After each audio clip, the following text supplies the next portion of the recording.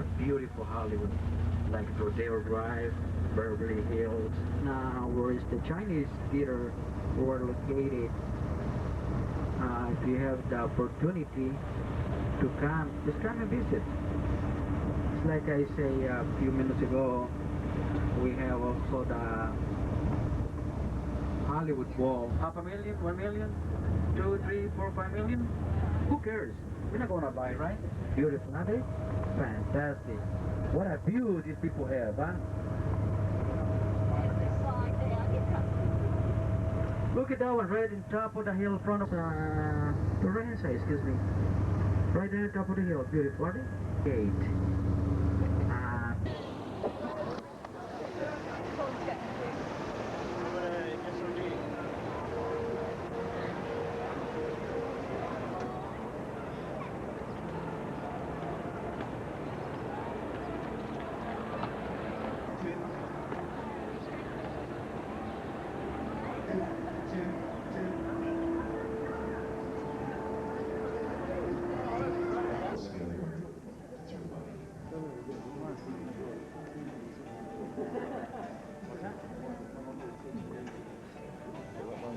Roberts, and it's my pleasure to introduce a behind-the-scenes look at one of the greatest fire effects films ever made, as Universal Studios and First Alert present Backdraft. Fire originated in this world, took its time, hung out, but then the air ran out. This wall that's wrapped in lying all way for some stuff. One thing called fire. Check that door for heat, Tim?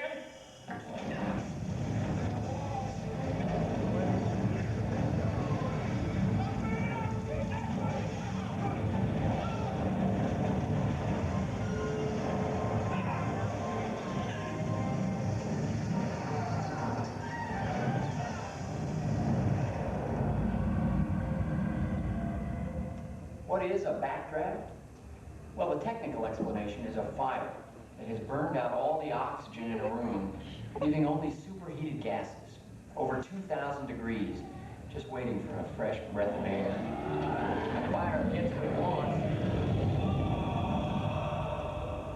You have a backdraft. Hi, I'm Ron Howard. And as the film's director, I guess I have a different definition. Backdraft. A tireless cast and crew working under demanding conditions to realistically portray fire and the heroism of the firefighters who battled. The screenwriter, Gregory Wyden, was a former fireman, and he made it very clear that in our movie, the firefighters had to be right there, in the middle of those blazing infernos. But I knew that getting these shots would be very hazardous for the actors and the entire film crew. Every day they found themselves in the middle of flame, smoke, flying ash, and toppling scenery. With all the complicated technical elements, even the rehearsals were difficult. We rehearsed the scene first for the actors, then for the camera. Then we added a special effect. Finally, we rolled film. And action! This is how the scene looked in the theater. A lot of hard work for a very short amount of screen time. Throughout, we had to maintain realism. We went to real old warehouses in Chicago and set fire to the inside, set fire to the outside, and then we blew them up. The crew worked tirelessly to try to make the fire into a living, breathing entity, or as the firefighters sometimes call it, the beast.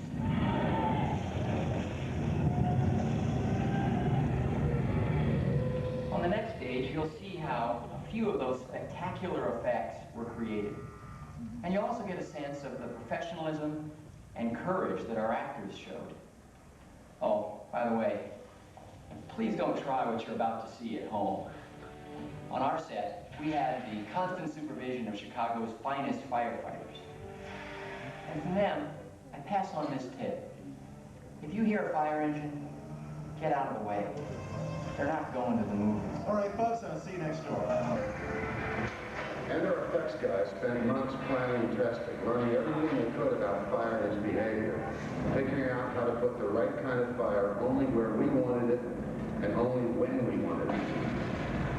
Meanwhile, another team of effects wizards were hard at work creating an intricate model for shots to intercut with our live action. In this sequence, the roof of a burning building splits right down the middle, with Billy Baldwin barely managing to stay one step ahead of the flames.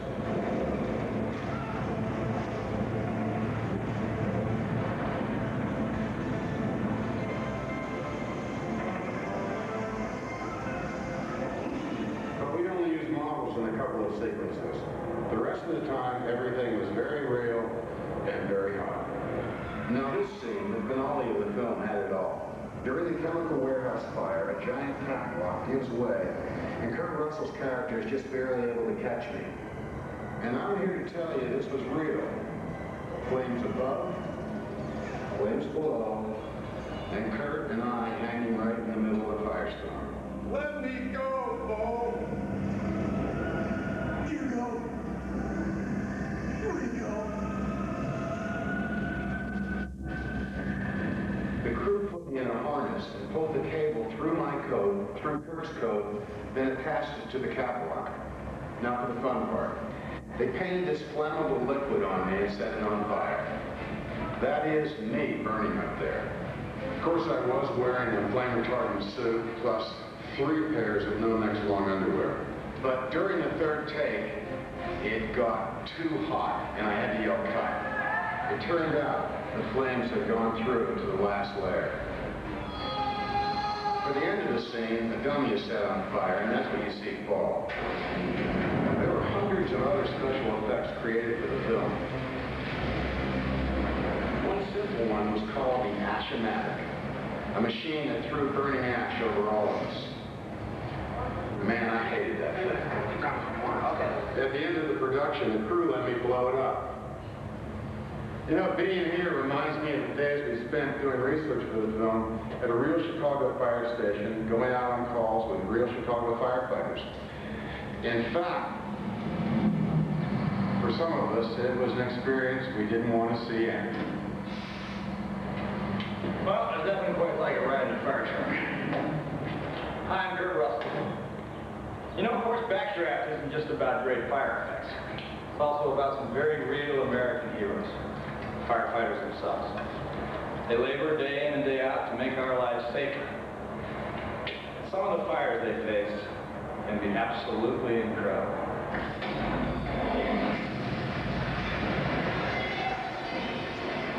That's why we wanted the ones in Backdraft to be just as breathtaking. We gave the flames their own personality. In fact, there was one that seemed to have a mind of its own.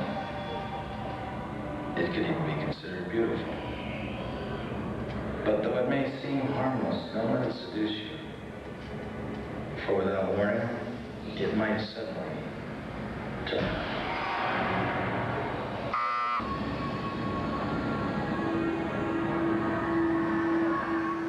Now imagine you're on the set of... Burned up everything in the room until it ran out of oxygen.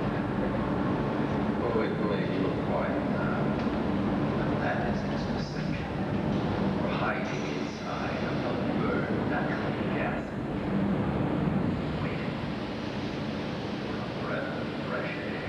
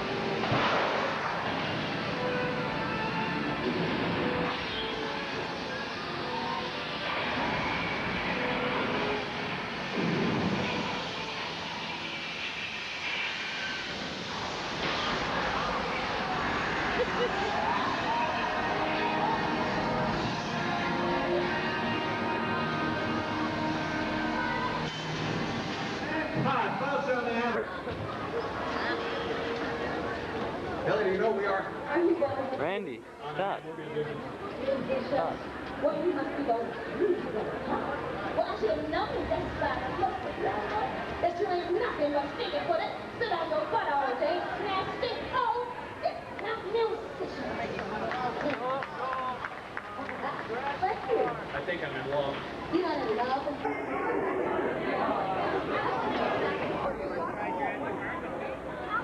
Hey, what else is over here?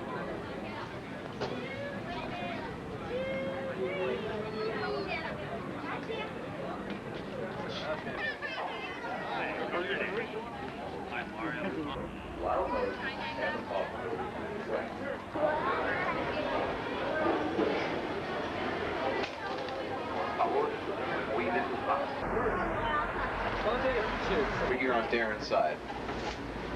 This is where the action is.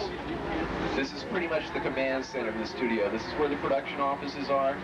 The lot dates back, well, before the sound era at all. In 1925, we did the Phantom of the Opera in there with Lon Chaney Sr.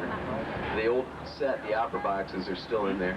Over here on Darren's side, stage number 27, is where we're currently working on a new John Travolta fake inside if we want.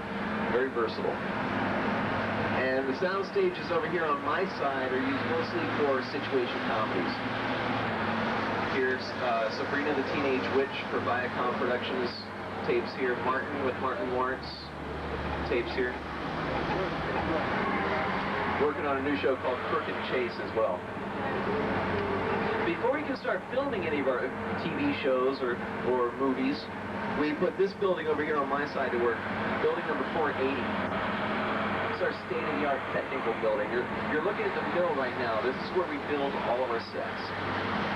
We've got production offices on the top, where the production designers, art directors will design the sets, then they'll bring the plans down to the mill, where we'll build the sets, then we paint them up, and take them to a sound stage or onto the back lot, depending on where we need them. Some of the special effects departments are here. Just across the street over here on Darren's side, all these bungalows. Used to be dressing rooms for the stars, now they're production offices. You'll see Sir Ive over there on Darren's side. And more production offices on my side. This building is filled with production offices for the hit TV show Sliders. If you ever watch that, that's on Friday nights, the Fox Network, about 4 adventures and their travels to parallel Earths. And this is the last part of the front lot that we're going to see. You've just seen most of the front lot. We're venturing down to the back lot now. And the difference is basically the buildings you have been seeing are real. The ones you're going to see aren't. They're only used for exterior filming. That's it. As we pull up, you'll get a glance over here on my side. You'll notice that the buildings look like they're made out of brick, cement. Bless you. You're welcome. Actually made out of fiberglass, foam, rubber, and chicken wire. That's it. They're just the fronts of the buildings. That's it. We film a scene in the streets, on the sidewalk. Somebody goes through the front door and inside. We have to cut. Continue down inside of a soundstage where the inside of the building will be constructed, depending on whatever the script calls for. We've recreated streets down here from all over the world, and you'll notice they're very versatile, so we can dress them to look like any time as well. As we round the corner, if you look down the street on Darren's side, we're working on new...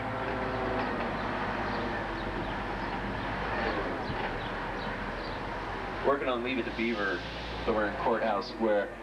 Take a look through the archway over here on Darren's side. You'll see the clock tower from Back to the Future.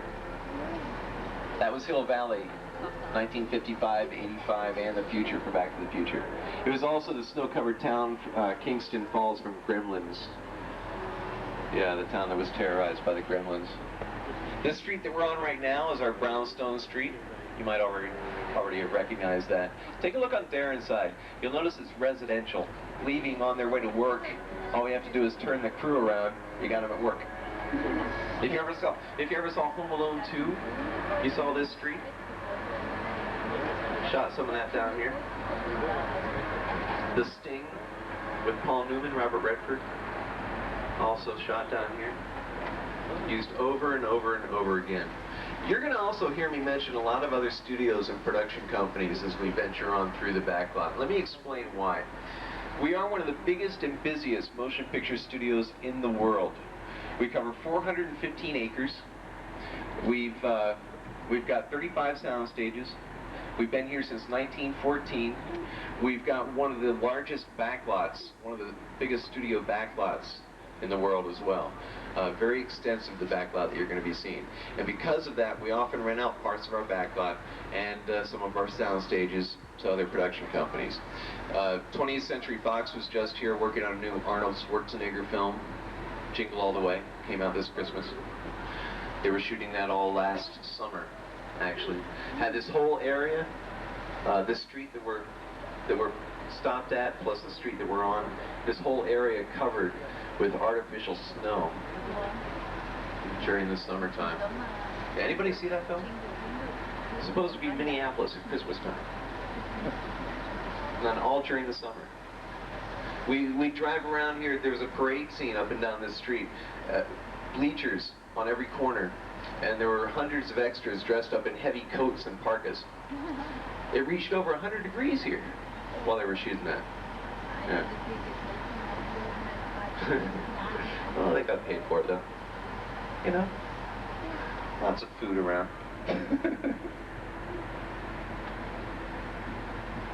Robin. You figured that out by the cast, huh?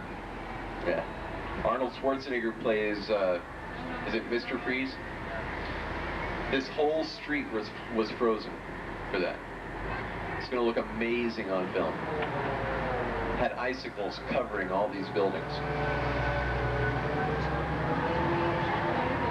We consider this street our major metropolitan city street. It can be just about any major city. It has been.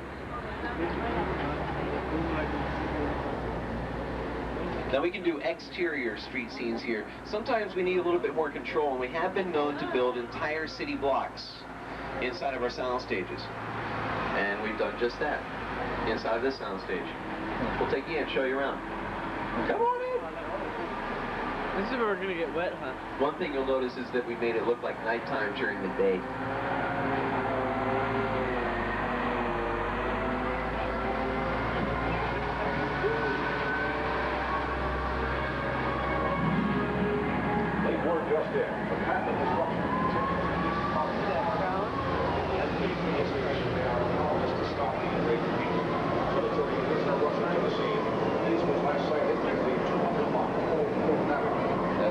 Live coverage on the scene, helicopter reporter Kelly King.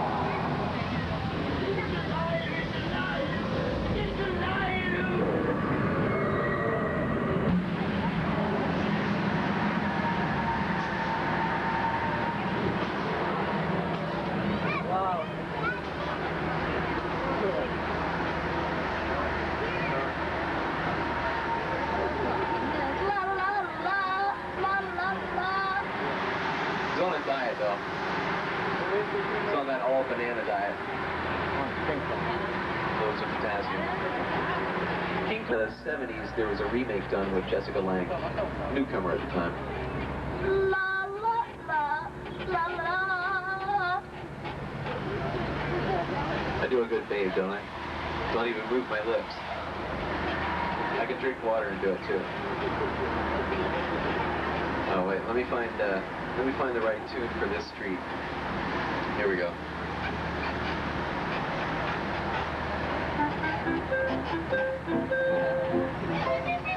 And welcome to Los Angeles, Chicago, London, New York, San Francisco, Minneapolis.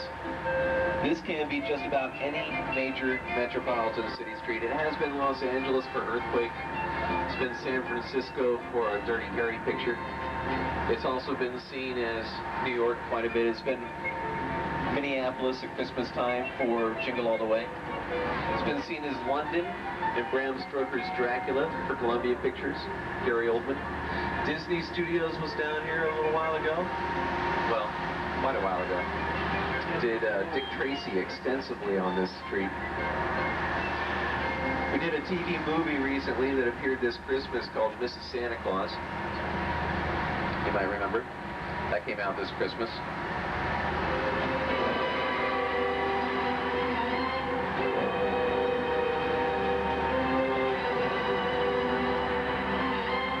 For a film called Streets of Fire that was done about 10 years ago, we covered all these streets with a huge black tarp and filmed the entire thing under that tarp. Went down the streets and put neon signs in the windows because the entire film took place at night. And rather than film for 3 months, the graveyard shift, we went ahead and covered the whole place and filmed during the day. I thought we were supposed to get wet. 1915, but we started filming as soon as we bought the property. Did a picture called Damon and Pythias, a silent film. And the only set left from that bridge, that film, is this bridge. the only set left from that bridge is this film. Over here on my side. It was only meant to last through the picture back then, but we keep it up and rebuild it over and over. We're going to take you on the road kind of above and around the bridge. I'll move it. I'll move it. Darren, I can move that. Darren, this beam. Darren, folks, we're gonna back.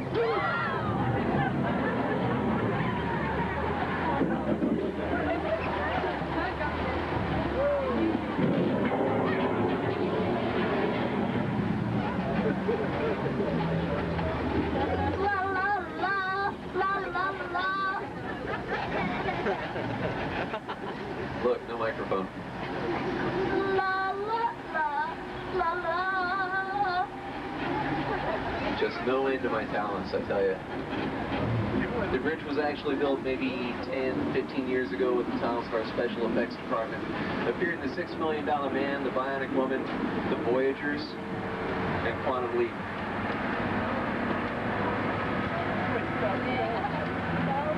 Now you'll notice that if we look at it from this angle, we don't tilt the camera up too high. You don't see that building. You just see a bridge and trees and some water. Looks like the bridge is in the middle of nowhere. If we want to make it look like it's up in the mountains somewhere, we just bring up pine trees, surround it with pine trees. If we put tropical plants around it, it could be in Hawaii or something. We get all those plants just down the hill over here on Darren's side. This is our greenery department. Plants to dress any set for any occasion. We have little house plants there to 25-foot tall trees. Another way to dress a set would be with a picture vehicle. Picture vehicle is any vehicle that appears in front of the camera on the screen, like the hover tank over here on Darren's side from Sergeant Bilko with Steve Martin. You'll also recognize the soapbox racers from the Little Rascals.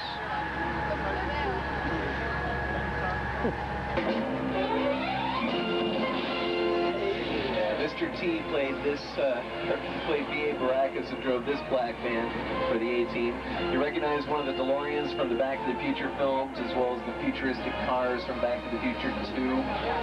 Giant props from The Incredible Chicken Woman with Lily Tomlin. futuristic street signs are from Back to the Future 2. The Makaki submarine from Sequest DSV. And it's from the future into the past to a little bit of bedrock from the Flintstones. That's the Rubble's house right over there on Darren's side. All these props, all these cars built from scratch, kind of the technical buildings.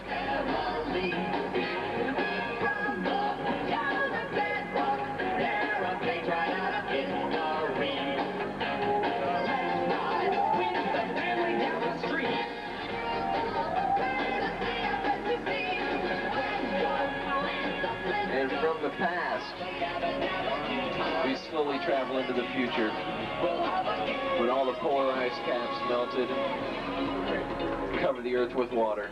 And of course, I'm talking about Waterworld. You recognize the converted Lincoln over there on Darren's side? That's the one that Dennis Hopper drove in Waterworld. Drove it on the water, had tracks around that city. All these boats and set pieces, the walkways, all made for Waterworld. Now you can tell for Waterworld we were able to take things that already exist and modify them to fit the time. Whereas with the Flintstones, we couldn't do that. Everything had to be built from scratch. Get a great shot over here on Darren's side of this miniature bridge.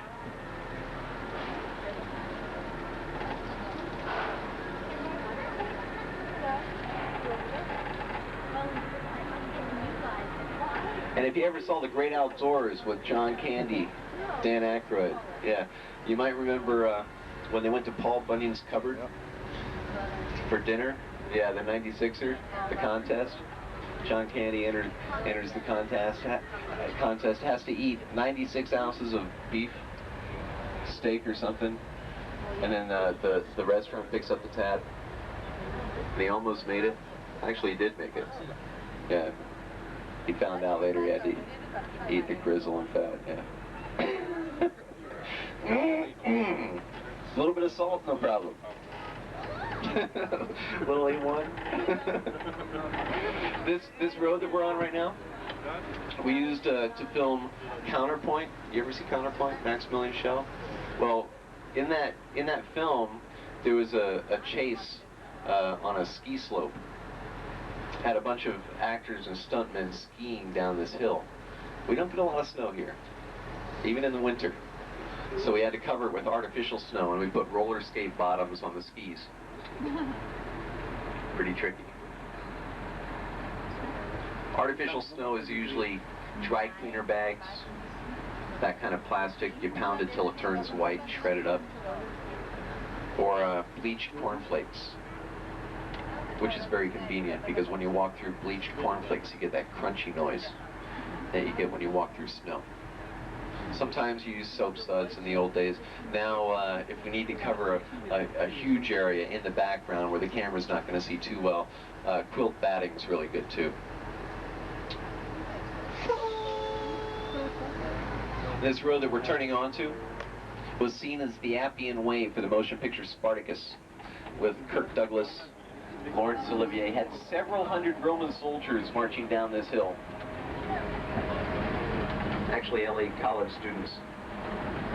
Some of them kept their wristwatches on and tennis shoes.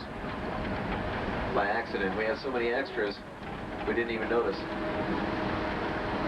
Yeah, I heard something about a 50-50 chance of rain. Oh, it is raining. Only over there on Darren's side. You know, sometimes when it rains in this area, we get flash floods, landslides, especially around PCH. I don't think it'll happen around here, though. Just in case, I'll tell you what, third car, you might want to pick up anything you want to keep dry. Because I hear a flood.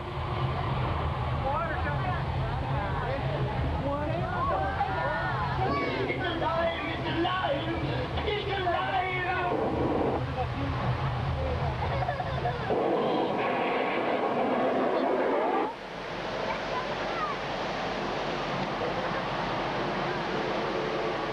exactly how we recreate an outdoor rain scene for filming. The rain comes from sprinklers up in the trees, and the flood, thousands of gallons of recycled water dumped from tanks up above.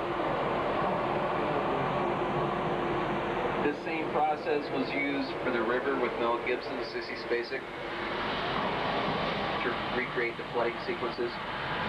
And if you ever saw the Chevy Chase movie, Fletch Lives, this was the Bible Land theme park. This was the Noah's Ark attraction. Had Noah's Ark out there, signs that flood every 10 minutes. Chevy Chase also worked in this next area. That's right, with Steve Martin Short for Orion Pictures, The Three Amigos. This was El Guapo's hangout. He had a plethora of piñatas. Over here on Darren's side, you'll see a set that's painted half blue.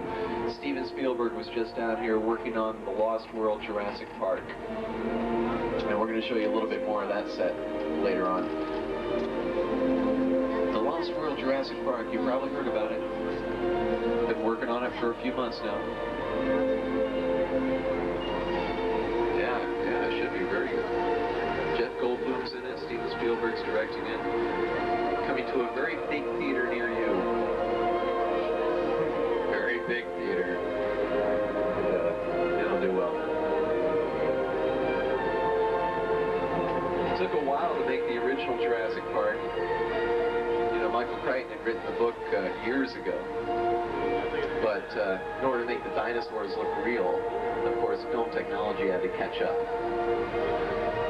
You know, he created an ER. I just found that out. He deserves it.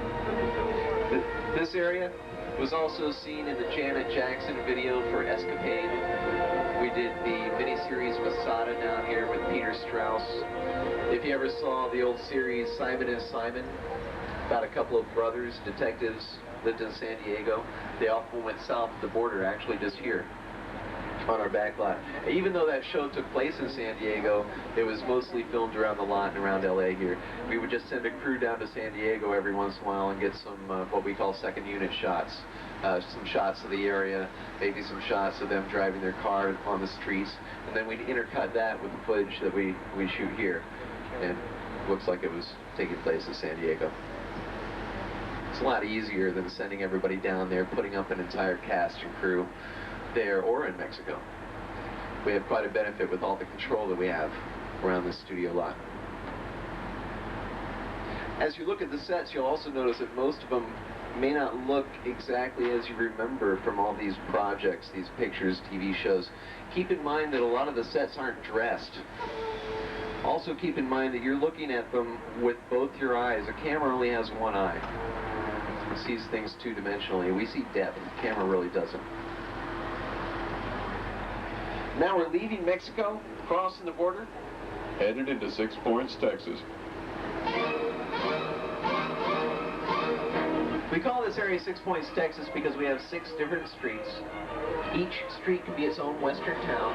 Back in the silent days, we used to be able to film 6 different westerns at a time, producing over 150 westerns a year out of this area. Makes this location the location that appears in more films than any other location in the entire world. There's some kind of ruckus going on. Hey,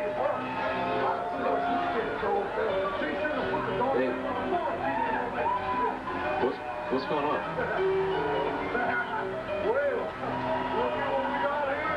What? You know something, this here is the biggest horse scares I've ever seen. Alrighty, folks, this here is a holdup, that's why the robbery. So get out your wallets, hang your watch in. Who's over here buying the three? So that's close to you. Ain't no clear to find. Hey, give it a blood. Quiet now, I'm trying to work out here. Alrighty, cooperate with me. Quiet! Like I was saying, no one will get a hold. You better hold it right there, you. Oh, howdy, folks. Howdy. Who just shot my piano player? He did, right there. That's mean looking critter. Mister, do you know how hard it is? Wait a minute. Hey, cowboy. Hey, what? you're doing? This here coat, all right. Shut. Not in my town, you're not, mister. You better put your hands in the air, son. Back yourself away from that carriage. There it is tonight. I shoot you. I think I'll get uptown here. That's more like it. Hey, hold it! You're not going anywhere. I gotta give these folks Sheriff, directions. I'll make you deal with you listeners and think I want you to see them. I'll go ahead and get uptown here. Just as soon as I kill you. Let him look good. Come on, you little. All right. Come on, Sheriff. Let's dance. Well, he won't love you now. Round of applause, everybody. Come on. Thank you, Sheriff.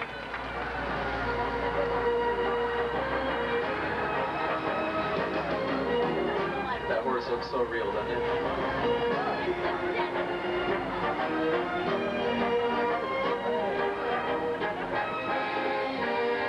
Those guys look so real, didn't they? Fiberglass and foam rubber. It's all fiberglass, foam rubber, and mirrors.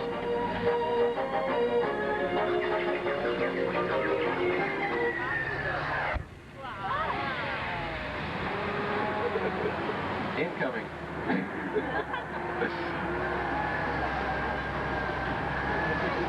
Looks like we were just attacked.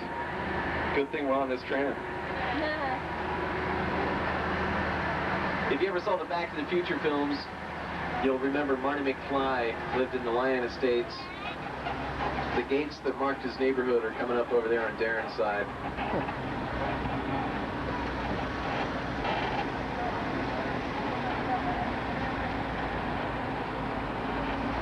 Over here on my side, you'll see the pirate ship from Weird Science, the Army vehicles from MacArthur and Sorcerer.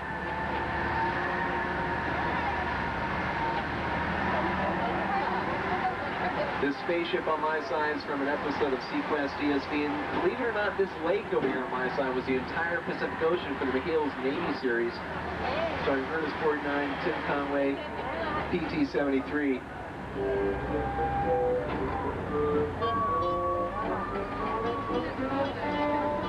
That is PT-73 in the middle of the lake. We've been working on the feature film, McHale's Navy. We've already finished shooting. Incoming!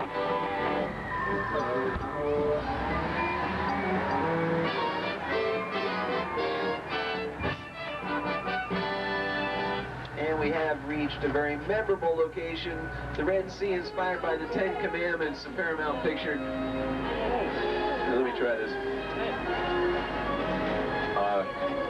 Let my people go.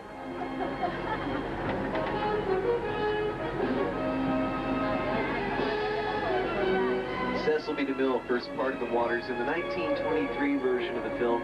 The effect was created by taking a frozen block of gelatin. He cut it in half and then melted it back together with gas jets. Then he reversed the film to make it appear as though the Red Sea was parted. Now we're going to take you through the center of our Red Sea. You want to keep your arms and legs to the side. Pick up anything off the floor you want to keep dry, just in case.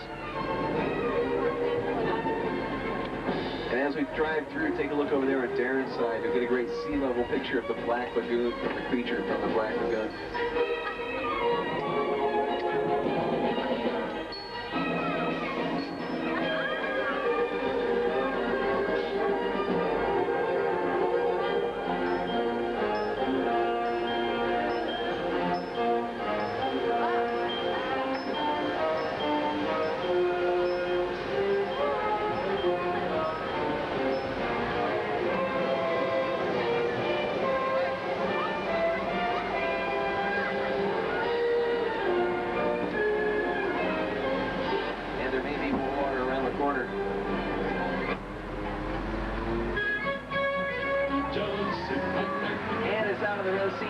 South Seas to Gilligan's Island from the movies based on the series.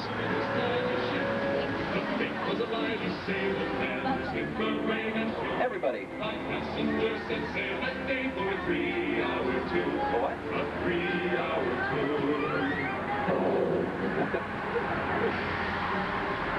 And it's from Gilligan's Island in the South Seas to Paris, Germany.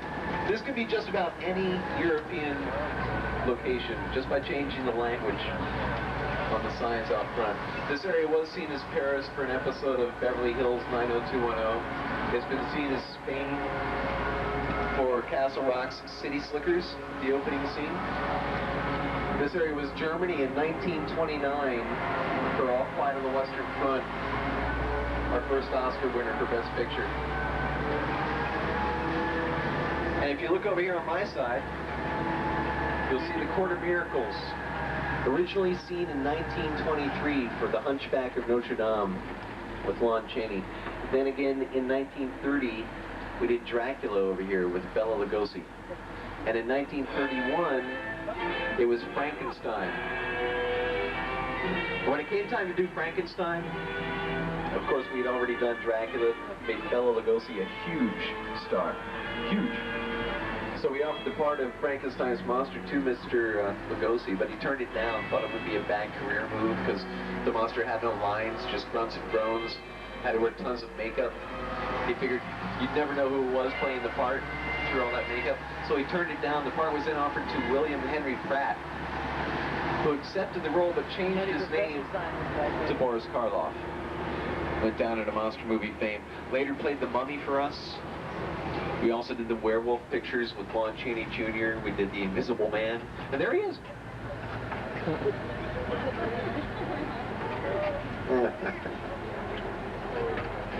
Then we did the Abbott Costello pictures. And of course Abbott Costello met Frankenstein, the Wolfman, Dracula. Got into the Sherlock Holmes adventures, also shot in this area. And we've been working on an adventure picture inside of this soundstage. Kind of more of an action adventure. Now, usually the crew goes on lunch around now. Yeah. We're going to actually be able to take you through and show you this set. It's the only two-level set built in a soundstage in Hollywood. On the top, we've recreated a busy street scene, and on the bottom, a subway station. No? Now, before we can start filming, the art department comes down here and puts up all these walls, and then they paint the set and dress it as well. It's an earthquake, isn't it? Yeah. Huh? Once the set is perfectly dressed, they'll put up signs that say "Hot set, do not touch," because everything's perfectly set up for the cameras. Chances are we've already... Oh! Okay, nothing to worry about, just a tremor. It's cool. Over here on my side. Okay, looks like we got ourselves a shaker. Please remain calm. These things don't last long. We got the truck right there, Victor.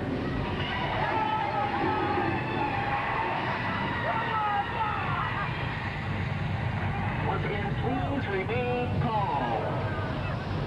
There's nothing to worry about. Please remain calm. On the sidewalk.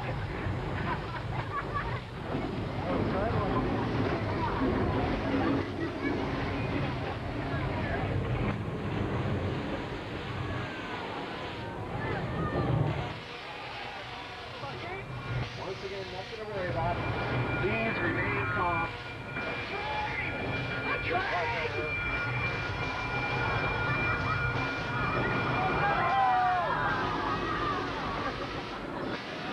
Okay, looks like the worst of it's over, except for that flood. Oh.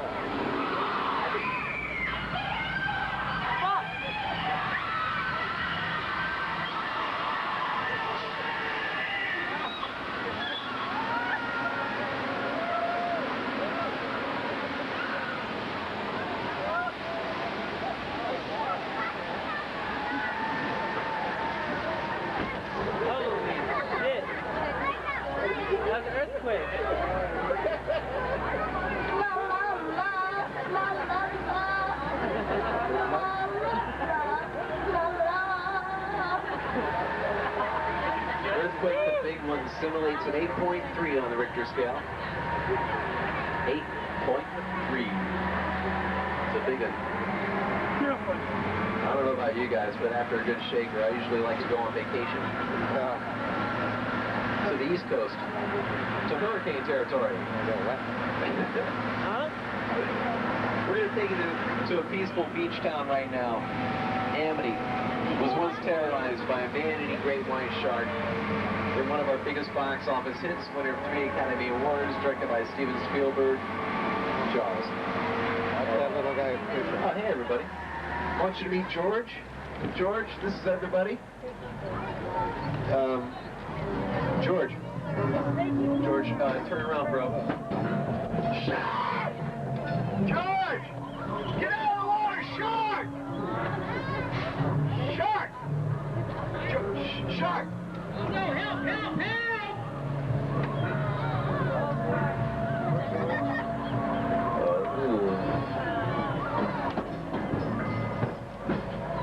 We're going to need a bigger boat. We've been trying to catch this shark with a baited hook attached to that yellow float. Oh, he's taking the bait. Hang on, he's taking the pier!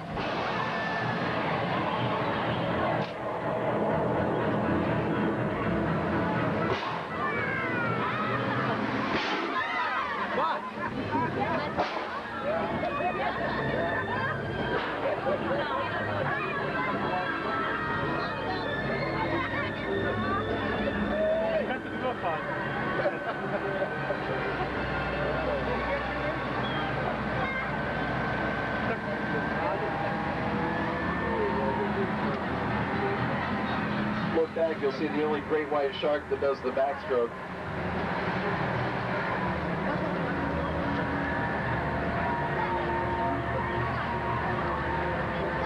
You might recognize Jaws Lake from Mallrats as well, if you ever saw Mallrats from Gramercy Pictures, directed by Kevin Smith. Actor Jeremy London's character gets married down here at the end of the film. You might also recognize it as Cabot Cove, Maine from Murder, She Wrote with Angela Lansbury. Angela Lansbury plays Jessica Fletcher. Jessica's hometown is Cabot Cove, Maine. You saw her ride her bike through her hometown at the beginning of every episode to this music.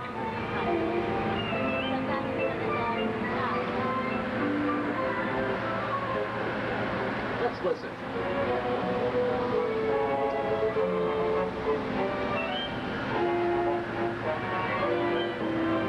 Whenever you saw Jessica in the backyard of her own house, she was actually in the backyard of this house coming up over here on my side. It's Mona's Chicken Ranch from the best little whorehouse in Texas.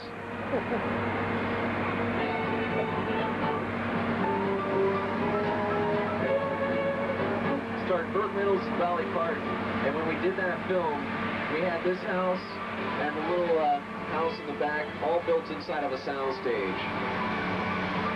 Interior and exterior, all indoors. You'll probably recognize this neighborhood. Seen in a lot of TV shows and feature films that were done here at Universal. The sorority house from National Lampoon's Animal House over there on Darren's side, as well as the house from Harvey.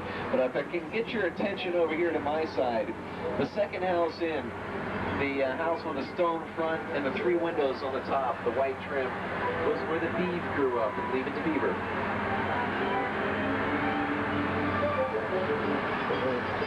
They lived there for real. This entire street was used for the burbs.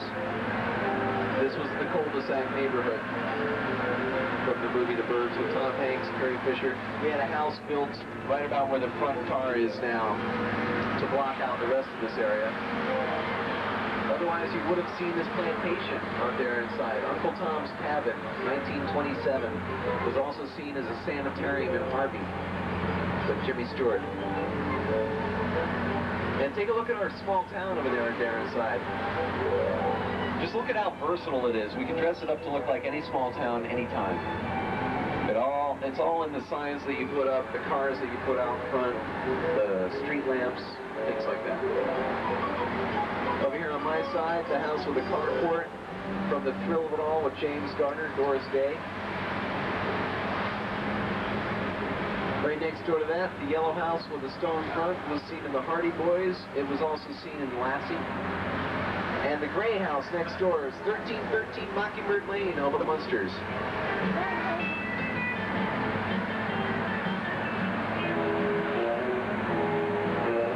Coming up over here on Darren's side, the greenhouse with the black and white trim from the Nancy Drew Mysteries with Pamela Sue Martin.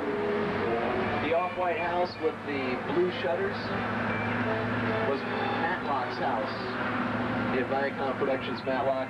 And the beige house with the dark brown trim was the House of the Seven Gables. From the movie, The House of the Seven Gables, with Vincent Price.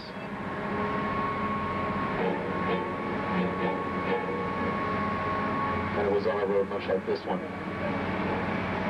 One dark, stormy night, Marion Crane had just stolen $40,000 from her boss in Dale Town. $40,000, that's a lot of money in 1960. It's raining really hard, and she starts to fall asleep at the wheel. She decides maybe it would be a good idea to get a vacancy at a motel, get a shower, get some rest, start fresh in the morning.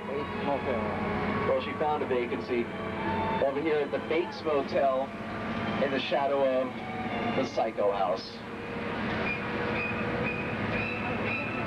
From Alfred Hitchcock's classic 1960 film Psycho, starring Anthony Perkins as Norman Bates. There's Mother.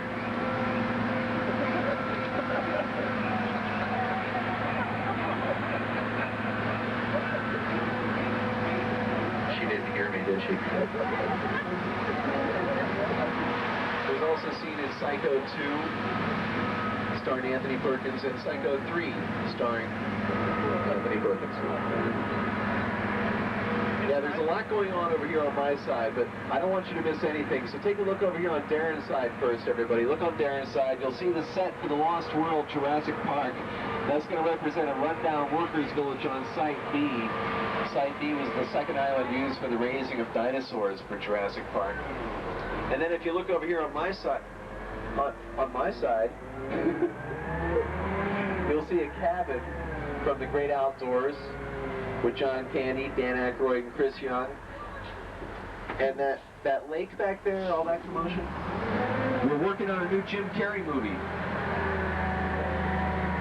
called The Truman Story, or The Truman Show. It's The Truman Show. That lake was originally used for Charles the Revenge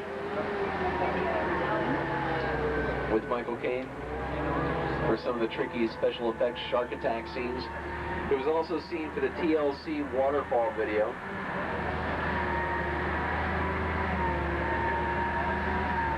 If you saw Apollo 13, the splashdown sequence was done there. Mars Attacks did a couple of scenes here as well. And Dante's Peak was also partially done in that lake. We're approaching Dante's Peak right now. As a matter of fact, I'm just going to check in with the seismologists. We have a team of seismologists standing by just to see if it's all safe. I don't see anybody. They must be on lunch, huh? Yeah, it is lunchtime. Well, wait a minute. That lava seepage isn't a good sign. Tell you what, let's just play it safe and go into this open mine shaft. You wanna? Yeah. Oh, we'll be fine in there. Yeah, why not? No problem.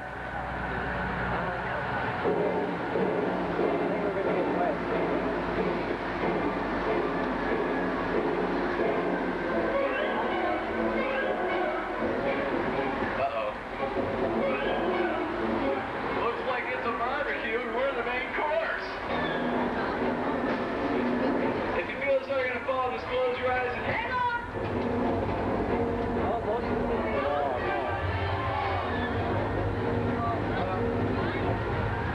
Oh, man.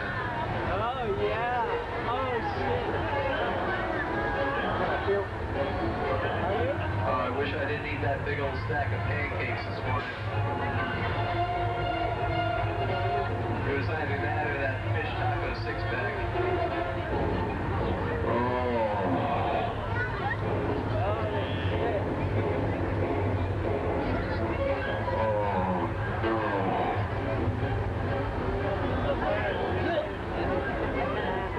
Nice chili cheese sauce.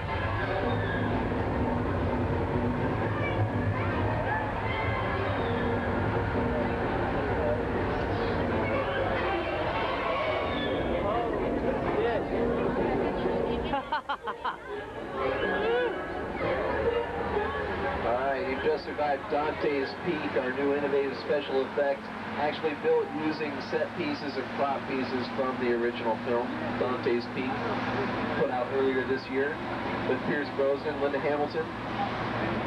We were perfectly level all the way through. The only thing moving was the outside. We did an episode of the $6 Million Man there, the Sasquatch episode.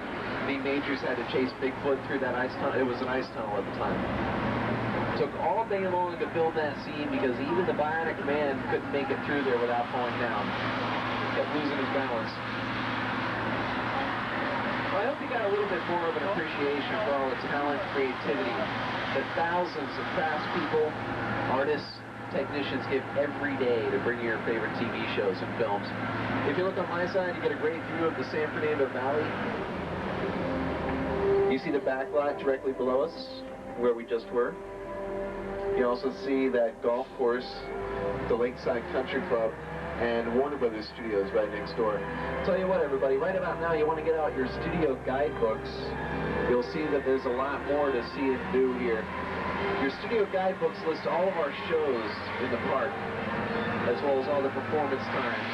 The time right now is approximately 10 minutes past 12. So the lower level is known as the lower lot. That's where you can find the Jurassic Park River Adventure, Backdraft, and the others. We're going to drop you off on the upper lot, right by Back to the Future, the ride.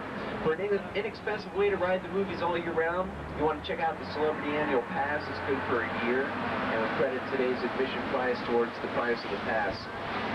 Everybody, when we pull all the way up, we're going to raise the gates over here on Darren's side. When we do, you want to go straight into the entertainment center. So you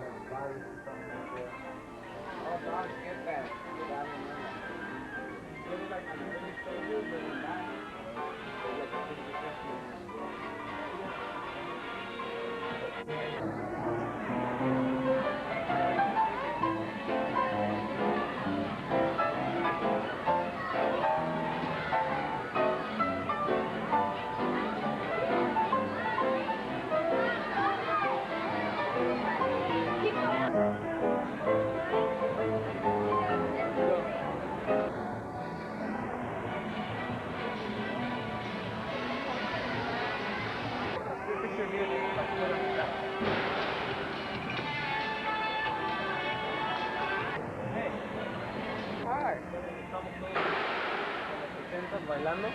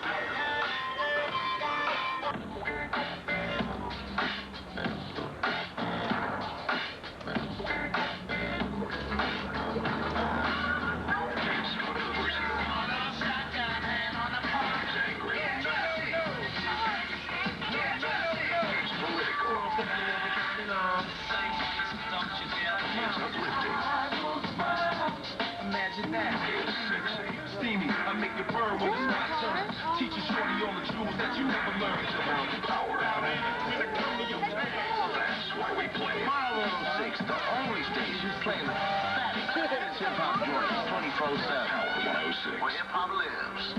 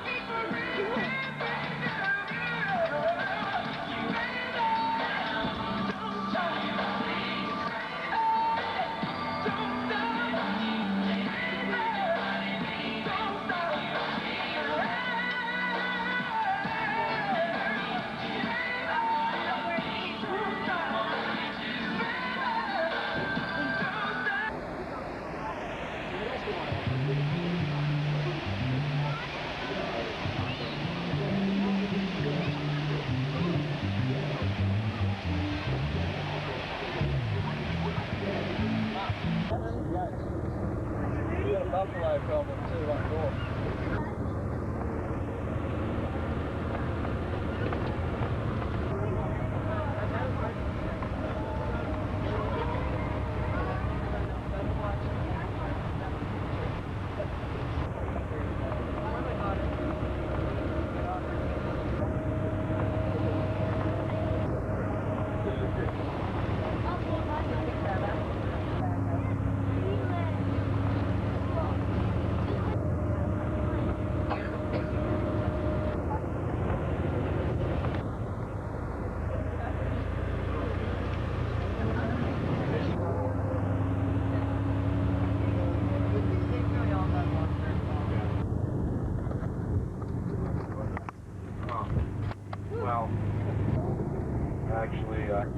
have their own weather system in there.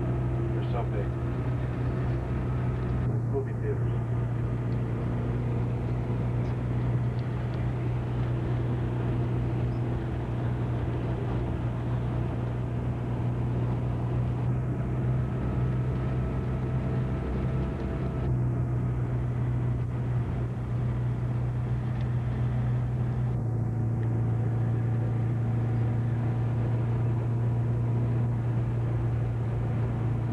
If we took that exit right here to the right.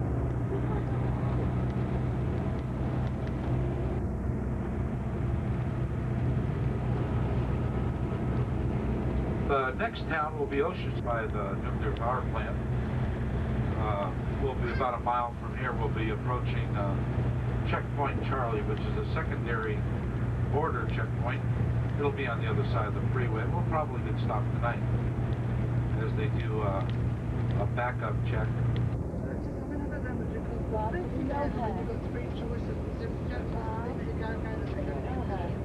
No, we don't.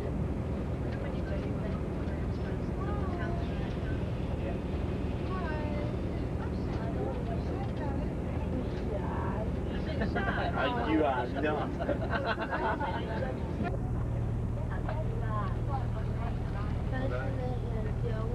Indiana Jones. Okay, insurance was had it already. You go this way. Not nearly as busy as I thought it'd be today.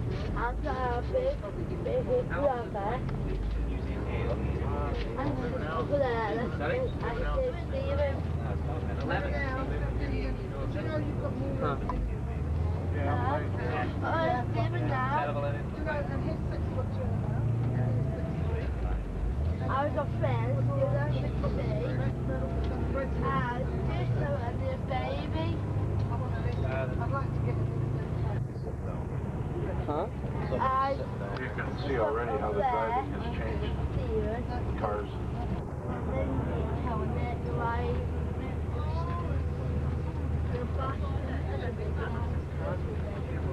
How much is 70 kilometers? In miles. Like miles per hour. What would that be?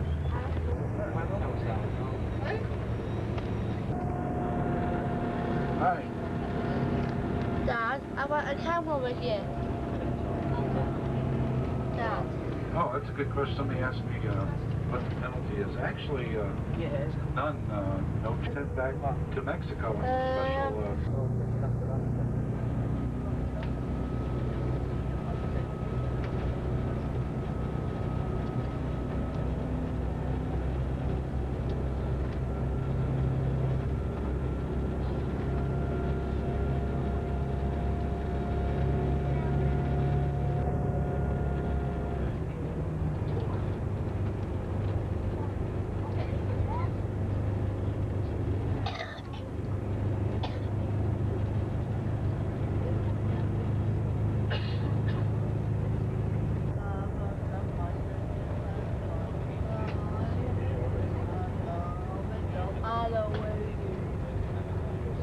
When we get to the hotel resort, they have a little, a lot of historical landmarks. One of them is part of, this is where Father Unipera Serra started from the coffee area, came up from coffee into the U.S. and built his missions. An interesting story down there and resort. What's down?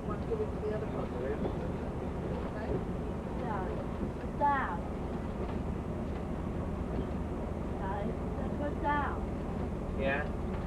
Cars are all very old and they're all breaking down.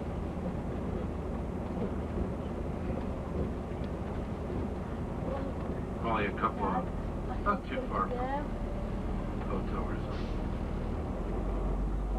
Go to them. That.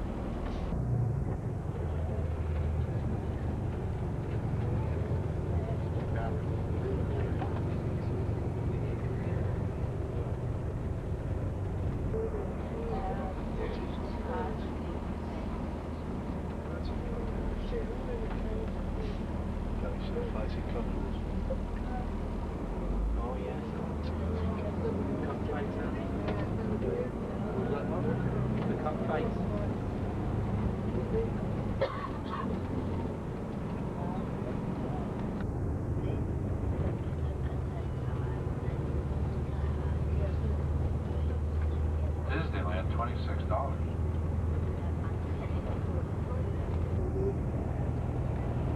Don't be alarmed, you might see a couple of them with machine guns.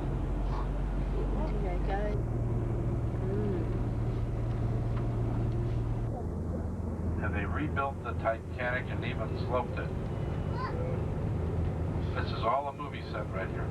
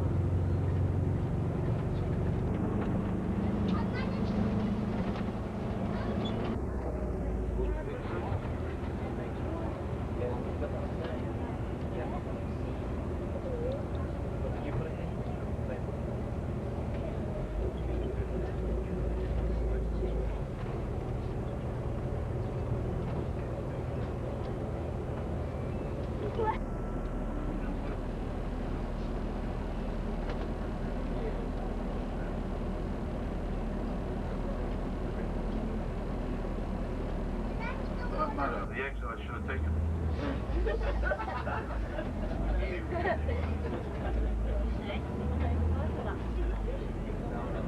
I can't drive without that.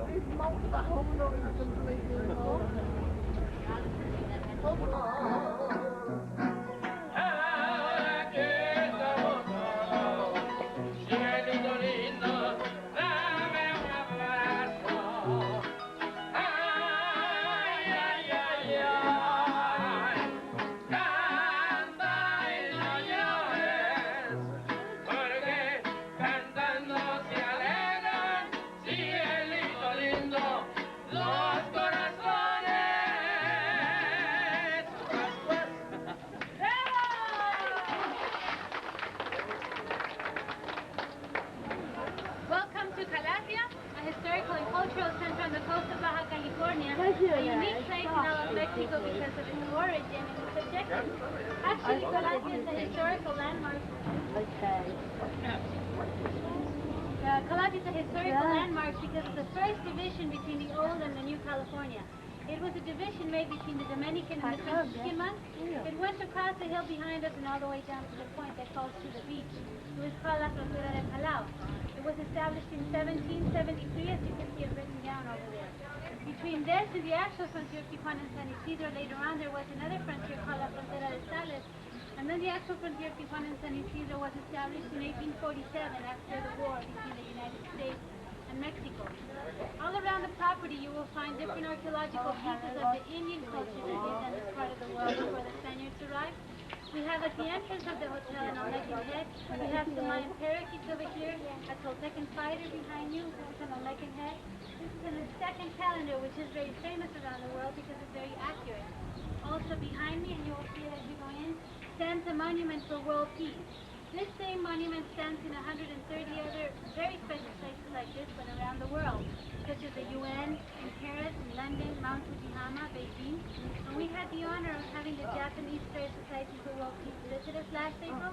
We celebrated a beautiful ceremony for world peace and we donated this monument that you will see as you go in. There's pictures depicting this event as it took place in different parts of the world at the entrance of the bar.